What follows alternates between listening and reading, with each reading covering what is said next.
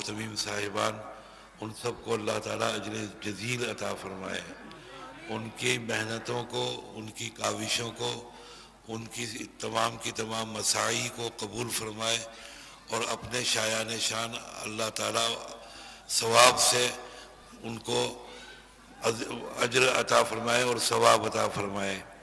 بھائی، میری یہ صبح سے لے کر یعنی جمعہ سے لے کر اب تک چوتھی تقریر ہے، اور اردو کے شاعر غالب نے کہا ہے کہ انسان ہوں پتھر نہیں ہوں میں، یا پھر میں بنگلہ دیشی نہیں ہوں۔ ماشاءاللہ بنگلہ دیش کے لوگوں میں بھی اور بنگلہ دیش کے حضرات علماء کرام میں بھی ایک تو روحانی قوت ہے، ان کے اندر اللہ تعالیٰ نے ان کو قوت عطا فرمائی روحانیت کے اعتبار سے۔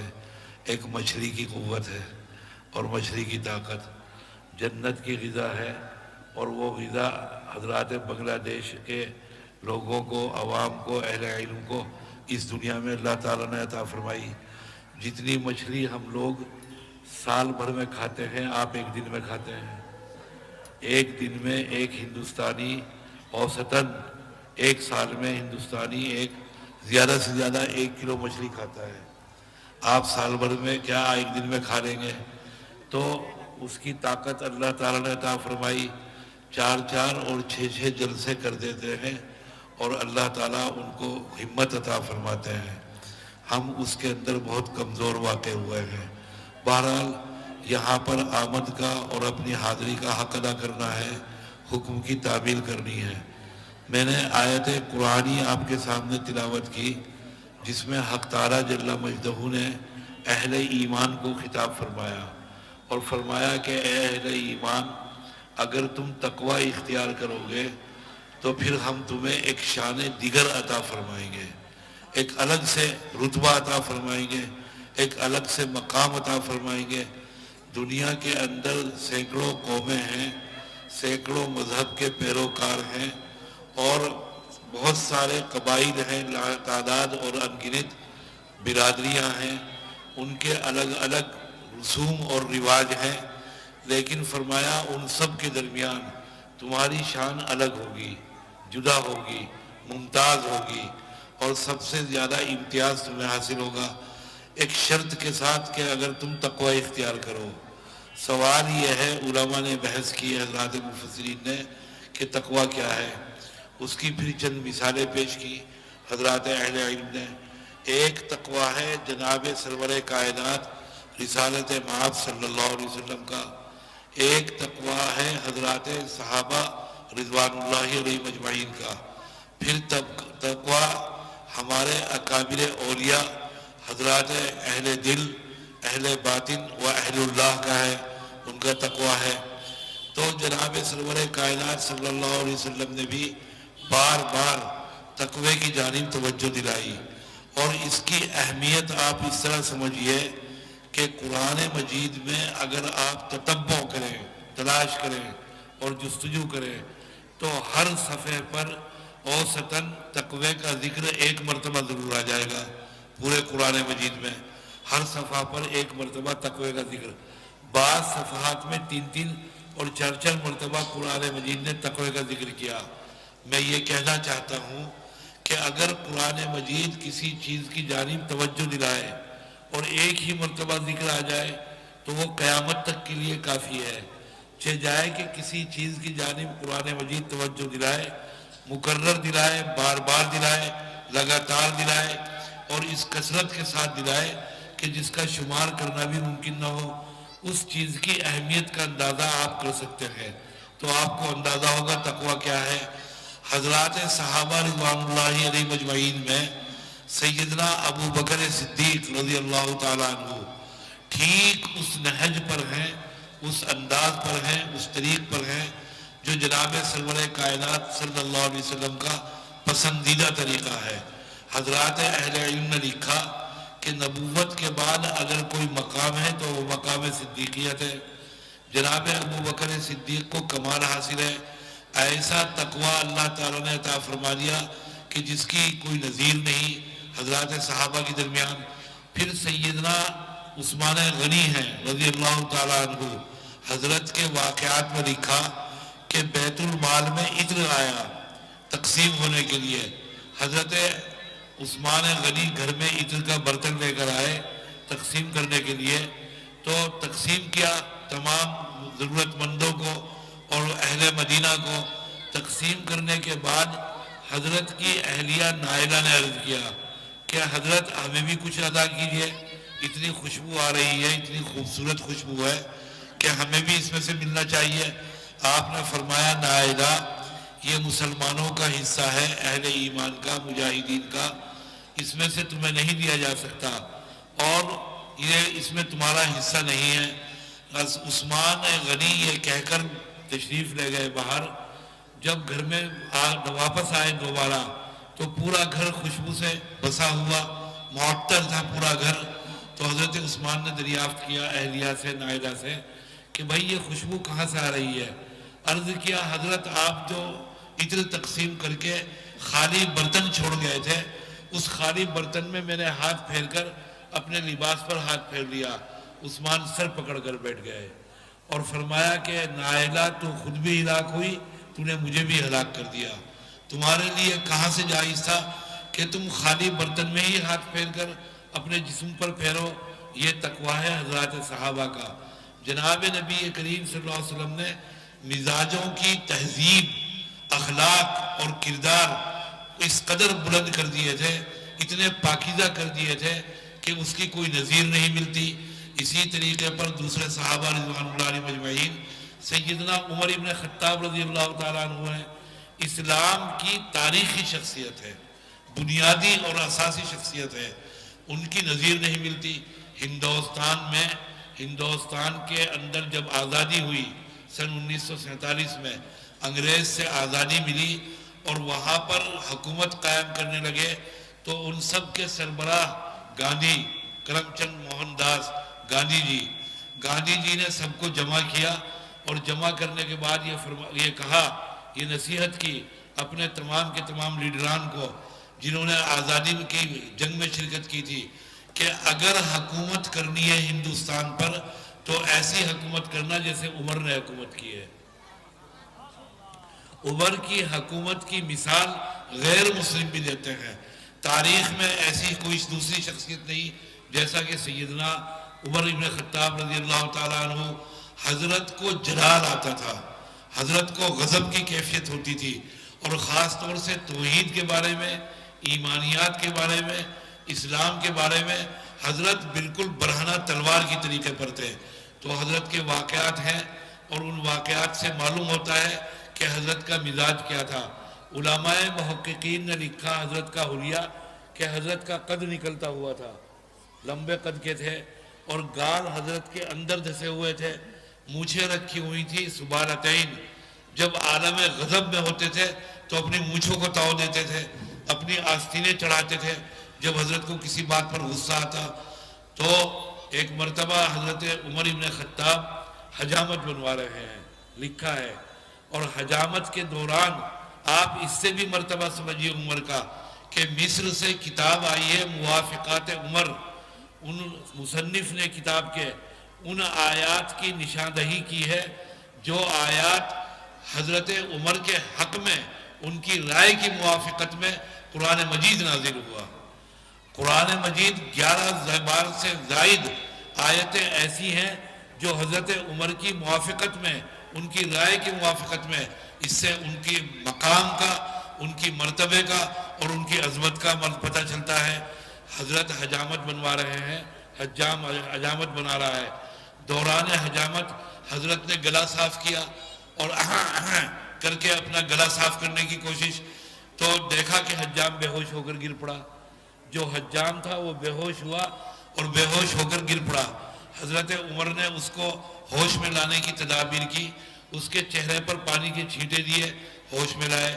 جب ہوش میں آ گیا تو حضرت عمر نے دریافت کیا کہ بے ہوش کیوں ہوئے. کہنے لگا کہ حضرت آپ نے بے ہوش کیا. عمر نے فرمایا کہ خدا کے بندے کیوں تہمت لگاتا ہے, کیوں الزام لگاتا ہے؟ میں نے نہ تجھے ڈانٹا, نہ ڈپٹا, نہ مارا, نہ پیٹا, بلا وجہ الزام لگا رہا ہے کہ میں نے بے ہوش کیا. کہا کہ حضرت جس وقت آپ نے گلا صاف کیا اور آپ کھنکارے, تو میں یہ سمجھا کہ میری کسی حرکت پر عمر کو جلال آ گیا، اس خیال سے میرے ہوش غائب ہو گئے اور میرے حواس معطل ہو گئے اور میں بے ہوش ہو گیا۔ اور یہ تو بیچارہ ایک معمولی حجام تھا۔ حضرت عمر دور عمارت کے اندر مسجد نبوی میں فجر کی نماز کے لیے تشریف لائے ہیں، بحیثیت امام کے نماز پڑھا کر نکلے ہیں مسجد نبوی سے۔ آپ کے پیچھے صحابہ کی جماعت ہے جس کے اندر کبیر السن حضرت عمر سے جو عمر کے اندر بڑے ہیں وہ صحابہ بھی ہیں، آپ سے حضرت عمر کے ساتھ وہ صحابہ بھی ہیں جن سے حضرت عمر علمی استفادہ کرتے ہیں، سوالات کرتے ہیں، صحابہ کی جماعت ہے۔ اچانک عمر کو کوئی کام یاد آیا، تیزی کے ساتھ پیچھے مڑے تو تمام صحابہ کی صف زمین پر گر پڑی، اس خیال سے کہ شاید عمر کو ہماری کسی حرکت پر جلال آ گیا۔ یہ شان ہے سیدنا عمر بن خطاب رضی اللہ تعالیٰ عنہ کی۔ ایک صحابی ہیں جناب نبی کریم صلی اللہ علیہ وسلم کے، عمر ابن عاص رضی اللہ تعالیٰ عنہ۔ چند صحابہ ایسے ہیں جو اپنے فہم میں اور اپنی ذہانت میں، اپنی فراست میں اور اپنے بہادری کے اندر ایک دوسرے سے کچھ کم نہیں۔ سیدنا خالد ابن ولید، عمر ابن عباس، سید الشہداء حمزہ رضی اللہ تعالیٰ عنہ، اور اسی طریقے پر حضرت علی کرم اللہ وجہہ، 19-20 کے فرق کے ساتھ، کچھ ان کو نمبر نہیں دیا جا سکتے، نہایت جسور، بڑے توانا اور نہایت بہادر اور سمجھدار واقع ہوا ہے۔ حضرت عمر ابن عاص کے ساتھ آج بھی جب عرب کے مورخین ان کا تذکرہ کرتے ہیں تو ان کے نام سے پہلے لکھتے ہیں فریس عرب، عرب کا سب سے سمجھدار انسان، سب سے دانا اور عقل مند آدمی۔ اتنے دانا ہیں عمر ابن عاص کہ جناب نبی کریم صلی اللہ علیہ وسلم نے چند لوگوں کے حق میں آرزو اور دعا کی ہے کہ اللہ تعالیٰ ان کو ایمان کی توفیق عطا فرمائے۔ آپ نے ان میں سے عمر ابن عاص کے حق میں بھی دعا کی کہ اللہ تعالیٰ ان کو ایمان کی توفیق عطا فرمائے۔ جناب رسالت مآب صلی اللہ علیہ وسلم کی زبان مبارک پر کوئی چیز آئے، آپ کے قلب اطہر میں کوئی عرض ہو، ناممکن ہے کہ وہ پوری نہ ہو، محال ہے، وہ ضرور پوری ہو کر رہے گی۔ اور پھر آپ کسی کے حق میں دعا فرما دیں، ایک تیر ہے جو یقیناً نشانے پر بیٹھے گا۔ آپ نے دعا فرمائی، دعا قبول ہوئی، عمر ابن عاص آئے ہیں، اور آنے کے بعد جناب نبی کریم صلی اللہ علیہ وسلم کی خدمت میں صحابہ نے آپ کو اطلاع دی کہ عمر آ رہے ہیں۔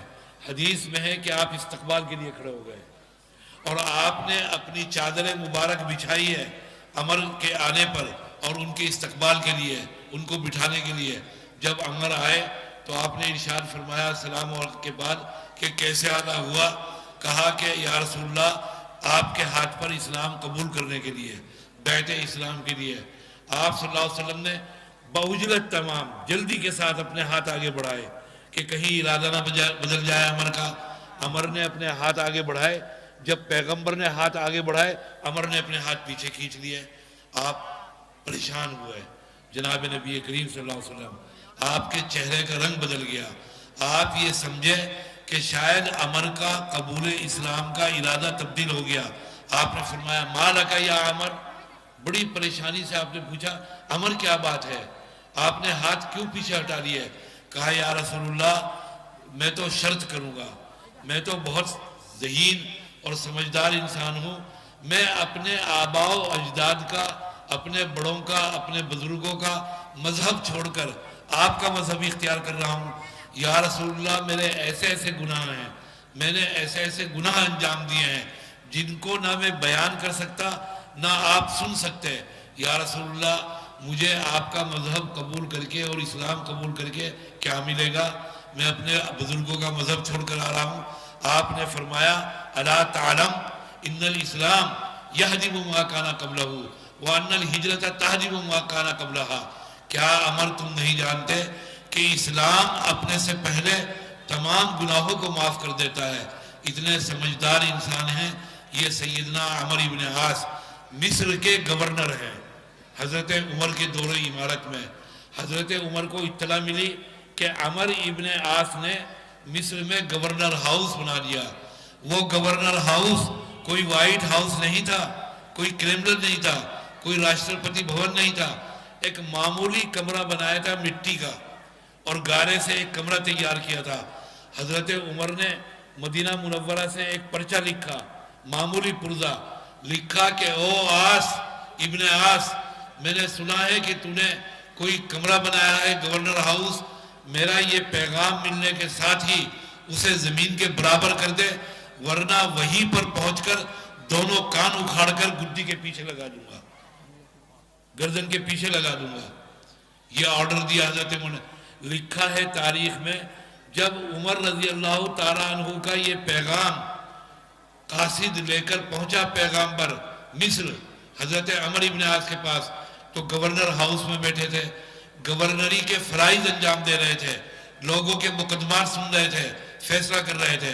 پرچہ پڑھا، اٹھے اور بھاگے، باہر نکلے، نہ جوتا پہنا نہ سامان اٹھایا، اور باہر نکل کر کھڑے ہو کر کہا گراؤ، ابھی گراؤ، فوراً گراؤ، زمین کے برابر کر دو۔ جب وہ کمرہ گرا دیا گیا تو کسی نے عمر ابن عاص سے عرض کیا کہ حضرت ایسی بھی کیا بدحواسی، ایسا بھی کیا آپ نے عجلت کی، جلدی کی؟ اگر عمر کا آرڈر تھا تو آپ کم از کم جوتے پہن لیتے، اپنا سامان اٹھا لیتے، آپ نے تو اتنی عجلت کی، چپل بھی نہیں پہنے اور باہر نکل کر کمرہ۔ کہا کہ خدا کی قسم تم نہیں جانتے، جس شخص کا یہ آرڈر تھا، جس شخص کا یہ پیغام آیا تھا، وہ اپنی دھمکی کو، اپنی تھریٹ کو حقیقت بنا دیتا اگر میں ذرا بھی دیر کرتا۔ یہ ہے سیدنا عمر ابن خطاب۔ یہ عمر ابن خطاب نے کعب احبار سے دریافت کیا کہ کعب تقوی کیا ہے، جو میرا موضوع ہے، اور میں آپ کو اسی کے متعلق بتا رہا ہوں کہ ایمان والوں سے مطالبہ کیا اللہ تعالیٰ نے تقوی اختیار کرو۔ اب تقوی کیا چیز ہے؟ کعب سے پوچھا حضرت عمر نے کہ کعب تقوی کیا ہے؟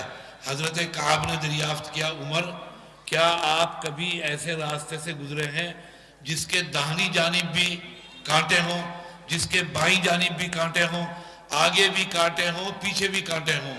حضرت عمر نے گردن جھکائی، تھوڑی دیر کے بعد اپنی گردن اٹھائی، کہا گزرا ہوں۔ کعب نے پوچھا کیسے گزرے؟ کہا حضرت عمر نے کہ اپنے دامن کو سمیٹ کر، اپنے کپڑوں کو بچا کر، اپنے جسم کو بچا کر، کہیں کانٹوں میں الجھ کر کپڑے نہ پھٹ جائیں، جسم زخمی نہ ہو جائے۔ کہا کعب نے کہ عمر، اس دنیا کے اندر اسی احتیاط سے زندگی گزارنے کا نام تقوی ہے۔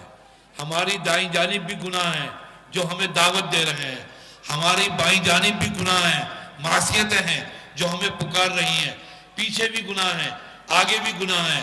ان گناہوں سے اپنے آپ کو بچا کر زندگی گزارنا احتیاط کے ساتھ، کہیں یہاں گناہ نہ ہو جائے، کہیں وہاں گناہ نہ ہو جائے، کہیں زبان کا گناہ نہ ہو جائے، کہیں آنکھ کا گناہ نہ ہو جائے۔ بھائی زبان کا گناہ اور غیبت جانتے ہو، زجر الشبان والشیبہ عن ارتکاب الغیبہ، مولانا عبدالحی لکھنوی کی ایک کتاب ہے، اس میں انہوں نے ایک حدیث نقل کی۔ وہ حدیث سنا کر آپ کو اپنی بات ختم کروں گا۔ فرمایا جناب نبی کریم صلی اللہ علیہ وسلم نے کہ ماں کے ساتھ منہ کالا کرنے میں جتنا گناہ ہے، دنیا کہاں سے کہاں چلی گئی، بے حیائی آج اپنے عروج پر ہے، بے غیرتی آج 7ویں آسمان پر ہے، فحاشی آج چاروں طرف بڑھانا ناچ دکھا رہی ہے۔ اس کے باوجود یہ خبر منحوس کان میں نہیں پہنچتی کہ کسی بدنصیب اولاد نے، لڑکے نے اپنی ماں کے ساتھ زنا کیا ہو۔ فرمایا کہ ماں کے ساتھ زنا کرنے میں جتنا گناہ ہے، نبی کریم نے، اس سے 26 درجہ زائد گناہ سود کھانے میں ہے، اور جتنا گناہ سود کھانے میں ہے اس سے 26 درجہ زائد گناہ غیبت کرنے میں ہے۔ اللہ اکبر۔ زبان پر کنٹرول بٹھایا جناب نبی کریم صلی اللہ علیہ وسلم نے۔ حدیث میں ہے سیدہ عائشہ رضی اللہ تعالیٰ عنہ بیٹھی ہوئی ہیں، اچانک انصار کی عورت آئیں نبی کریم صلی اللہ علیہ وسلم کے گھر میں، عائشہ بھی موجود ہیں۔ وہ آنے والی عورت چھوٹے قد کی ہیں، ان کا قد پستہ ہے، ناٹے قد کی، قصیر القامہ ہیں۔ حضرت عائشہ کہتی ہیں کہ وہ آئیں، آنے کے بعد انہوں نے نبی کریم سے کوئی مسئلہ پوچھا، آپ نے جواب دیا۔ جب وہ واپس جانے لگی تو عائشہ رضی اللہ تعالیٰ عنہ نے نبی کریم سے خطاب کر کے کہا یا رسول اللہ ایسے جا رہی ہے. اشارہ تھا ان کے چھوٹے قد کی طرف، ان آنے والی خاتون کے جو انصاری آئی تھی. آپ کے چہرے کا رنگ بدل گیا. عائشہ کے اس کلمے سے اور اس بات سے پیغمبر کا چہرے کا رنگ متغیر ہو گیا. آپ حضرت عائشہ گھبرائیں. عرض کیا یا رسول اللہ کیا بات ہے؟ کہا عائشہ تو نے ایسی بات کہی، ایسا کلمہ کہ اگر سمندر میں ڈال دیں تو سمندر کا رنگ کالا ہو جائے. حضرت عائشہ نے کہا یا رسول اللہ میں نے کیا کہا؟ میں نے کوئی تہمت نہیں لگائی، میں نے کوئی ان کے اوپر الزام نہیں لگایا، میں نے تو ایک حقیقی بات کہی. واقعتاً ان کا قد چھوٹا ہے، ان کے چھوٹے قد کی جانب. آپ نے فرمایا عائشہ کسی کی عدم موجودگی میں اس کے بارے میں ایسی بات کہنا، کسی کی غیر حاضری میں، کہ اگر وہ بات اس کے سامنے کہی جاتی تو اسے ناگوار گزرتی، اسے اچھا نہیں لگتا. عائشہ اسی کا نام غیبت ہے. اگر کسی کے بارے میں ایسی بات کہنا کہ اس بات وہ عیب اور وہ چیز اس کی ذات میں موجود نہیں، یہ تو تہمت ہے. اس کا عذاب تو کہیں زیادہ ہے غیبت سے. تو زبان پر کنٹرول بٹھایا حضرت جناب نبی کریم صلی اللہ علیہ وسلم نے. تو تقوی کے متعلق کعب نے کہا کہ ایسے راستے سے اپنے آپ کو بچائے کہ جہاں پر آپ کو گناہ دعوت دے. حضرت عمر سے کہا کہ اسی کا نام تقوی ہے. یہ ہے حضرات صحابہ کا تقوی رضوان اللہ علیہ اجمعین. بھائی تقوی حضرات اکابر، حضرات بزرگان دین کا اور اہل اللہ کا، اس کی بھی میں آپ کے سامنے مثالیں دیتا، لیکن میں تھک گیا حضرت، میں تھک گیا صبح سے. میں نے اسی لیے شروع میں کہا کہ میں ہندوستانی عالم ہوں، مولوی ہوں. میرے میں اندر وہ روحانی قوت نہیں جو بنگلہ دیشی علماء میں ہے. اور ان کی قوت کی جو بنیاد ہے وہ دو ہے، ایک تو روحانی قوت، ایک مچھلی کی قوت. تو ہم جو مچھلی کھاتے ہیں سال بھر میں، پورے سال میں 1 کلو، آپ ایک دن میں 1 کلو کھا جائیں گے. تو بہرحال بھائی میں شوگر کا مریض بھی ہوں. خدا تعالیٰ جو کچھ میں نے عرض کیا آپ کے سامنے بیان کیا اس میں شان قبولیت پیدا فرمائے. آپ کو اللہ تعالیٰ تقوی کے اوپر عمل کرنے کی توفیق عطا فرمائے. ہماری زندگیوں کو تقوی و طہارت سے مزین فرمائے اور دین کے مطابق، جناب نبی کریم صلی اللہ علیہ وسلم کی ہدایات کے مطابق، آپ کے لائے ہوئے احکامات کے مطابق، آپ کے لائے ہوئے آئین اور شریعت کے مطابق زندگی گزارنے کی توفیق عطا فرمائے. وآخر دعوانا الحمدللہ رب العالمین.